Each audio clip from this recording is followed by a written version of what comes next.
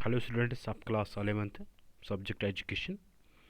आज मैं जो टॉपिक लेकर आया हूँ और जो टॉपिक मैं डिस्कस आज करने वो है यूनिट थर्ड का जो सब्जेक्ट एजुकेशन का, और इसको अंडरस्टैंडिंग एजेंसीज ऑफ एजुकेशन कहते हैं। उस चैप्टर का नाम है। और पहले हम देखें एजेंसी किसको कहते हैं। The word agency has is derived from the Latin word agere which means to do or act. जो एजेंसी है ये एक लैटिन वर्ड से निकला है, एग्री से, और इसका माने है टू डू और एक्ट, यानी कोई काम करना जिसमें फलाह बहबूदी है, जिसमें लोगों का फ़ायदा हो, उसको हम एजेंसी कहते हैं। बाय एजेंसीज ऑफ एजुकेशन, अब एजेंसी ऑफ एजुकेशन की बात करें वो जनरल है। वो अगर एजेंसी ऑफ एजुकेशन की बात करें वो मीन दैट दो sources institutions organizations through which the educant receive education. Education means है जो भी इंस्टीट्यूशन है, जो भी रिसोर्स है, जो भी ऑर्गेनाइजेशन है, जो भी सोर्स है जिसके ज़रिए एक इंडिविजुअल, एक एजुकेंट, एक स्टूडेंट एजुकेशन हासिल करता है, उनको हम एजेंसीज ऑफ एजुकेशन कहते हैं। और इसके बाद जो एजेंसी ऑफ एजुकेशन है ये तीन हिस्सों में क्लासीफाई किए गए, उनके तीन टाइप्स हैं। Agency of education can be classified into three types: formal agencies, informal agencies and non formal agencies. अगर फॉर्मल एजेंसी की बात करेंगे उसको एक्टिव एजेंसी भी कहते हैं, डायरेक्ट एजेंसी जिसमें स्कूल आता है,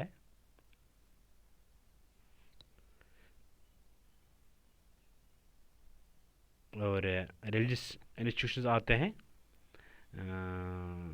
चर्च आते हैं, लाइब्रेरी आते हैं, एंड ऑर्गेनाइज्ड रिक्रिएशन सेंटर्स आते हैं। और इनफॉर्मल है, इसमें इनफॉर्मल एजेंसी में आते हैं family, play groups, gangs and youth membership groups वगैरह इसमें आते हैं।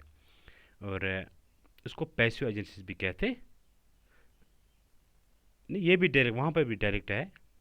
और जो इसमें इसके बाद जो आता है non formal,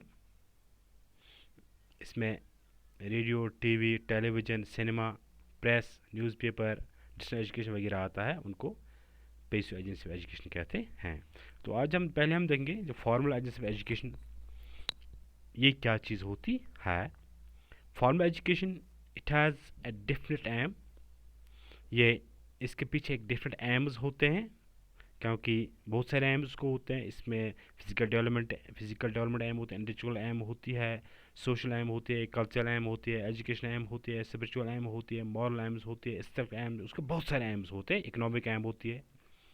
it's scope is defined, और जो इसका स्कोप है वो डिफाइंड है। हम उसकी स्कोप मतलब उसका जो हमें पता है कि उसकी अहमियत क्या है, उसके वहाँ जाने से, वहाँ जो फार्मूला हासिल करने से हम क्या कुछ हासिल कर सकते हैं, किस लिए करते हैं। It begins from school and goes up to university.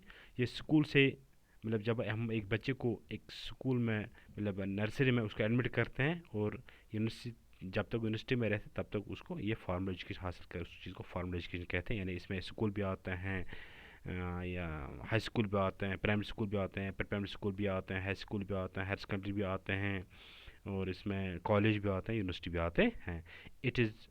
It's schedule is fixed, ये फिक्सड है, ये कोई रैंडमली नहीं होती है। ये इसमें सब कुछ फिक्सड किए गए हैं वो पहले से ही। The teacher and the learners are aware of the process. जो इसमें टीचर होते हैं और जो लर्नर्स हैं, स्टूडेंट्स होते हैं, वो अपने काम से बिल्कुल बखूबी से वाकिफ़ हैं। Formal, fixed and variety of method, ये फॉर्मल है और फिक्सड है, क्योंकि ये एक इसके लिए एक फिक्स टाइम टेबल है, फिक्सड मतलब टाइम है। मतलब ये मिसाल तो ये सुबह 10 से 4 बजे तक रहता है, वहाँ पे एक कोड ऑफ कंडक्ट है, डिसिप्लिन है वगैरह है, वेराइटी मेथड, और वहाँ बहुत सारे मेथड हम इस्तेमाल कर सकते हैं जिसके ज़रिए से हम एजुकेशन हासिल करते हैं। Four walls, four wall education, full education है हम फोर वॉल में देते हैं, क्योंकि फोर वॉल मीन्स हम क्लासरूम में देते हैं। कैरिकुलम इज़ फिक्स, जो इसका कैरिकुलम फिक्स है, वहाँ एक पर्टिकुलर सिलेबस होता है। डिसिप्लिन इज़ नॉर्मली स्ट्रिक्ट, वहाँ एक डिसिप्लिन होता है जो स्ट्रिक्ट होता है, स्ट्रिक्ट डिसिप्लिन वहाँ होता है। एग्जामिनेशन आर रेगुलरली हेल्ड, वहाँ पे एग्जामिनेशन होता है, क्लास टेस्ट होते हैं, इंटरनल एग्जामिनेशन, एक्सटर्नल एग्जामिनेशन होते हैं। Certificate and degrees from an integral part, और वहाँ जो मेन मकसद, एक मकसद होता है जो इसका इंटीग्रल, वो वहाँ पर हम सर्टिफिकेट और डिग्रीज हासिल करते हैं। It involves a lot of mental stress, लेकिन वहाँ पे ज़्यादा किसकी ज़रूरत होती है? मेंटल की ज़रूरत होती है। इस तरह हम याद रखिए, वहाँ जो फार्मल एजुकेशन है वहाँ पे एक प्रीडिटरमाइंड लोकेशन होते हैं, time table, aim, plan, curriculum, programme, as a trained educator होते हैं। वहाँ पे कॉन्शियसली एजुकेशन दिया जाता है। देयर इज एक वहाँ एक पर्टिकुलर कोड ऑफ डिसिप्लिन होता है, और बहुत सारी चीज़ वहाँ पे होते हैं। और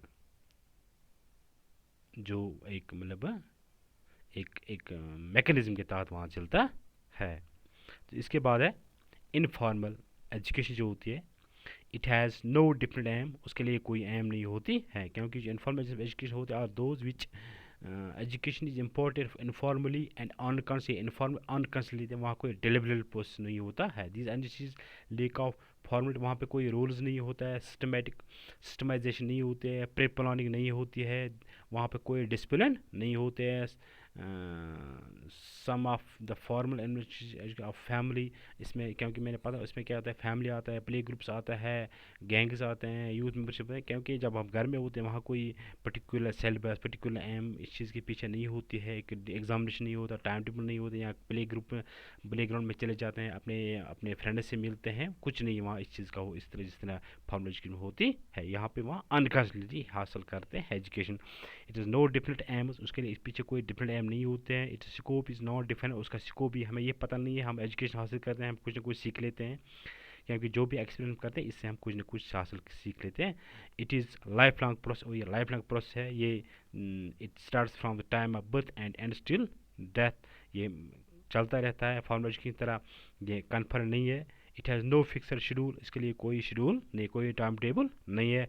अनकॉन्शियस प्रोसेस, वहाँ पे जो कुछ हम हासिल करते हैं वो अनकॉन्शियस हम हासिल करते हैं, हमें ये पता नहीं हम कुछ हासिल करते हैं, लेकिन हम कुछ ना कुछ हासिल कर दिया। There is no set methodology, वहाँ कोई पर्टिकुलर मेथोडोलॉजी, कोई मेथड इस्तेमाल, जिससे हम फॉर्मल एजुकेशन में एक्सपेरिमेंट मेथड इस्तेमाल करते हैं, बिलीव मेथड इस्तेमाल करते हैं, डायरेक्ट मेथड में, लेक्चर मेथड इसमें, वहाँ इस चीज़ का कुछ इस चीज़ का कोई प्रोसेस नहीं होता है।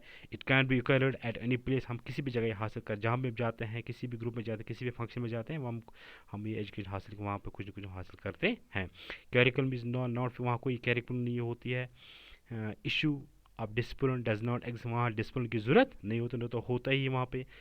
देयर इज़ नो एग्जामिनेशन भी नहीं वहाँ पे होते हैं। Certificate degrees is not given, वहाँ पे एग्जामिनेशन और यहाँ पे डिग्री और सर्टिफिकेट भी नहीं दिया जाता है। No mental strain is involve, वहाँ पे मेंटल टॉर्चर बच्चे को नहीं होती है, ये हम अनकॉन्शियसली हासिल करते हैं। और इसके बाद है इनफॉर्मल एजुकेशन। जो इनफॉर्मल एजुकेशन, जो नॉन फॉर्मल, इसके बाद है non formal education. Non formal education जो होती है, ये भी एक ऐसी एजेंसी होती है जो मैंने पहले कहा कि इसमें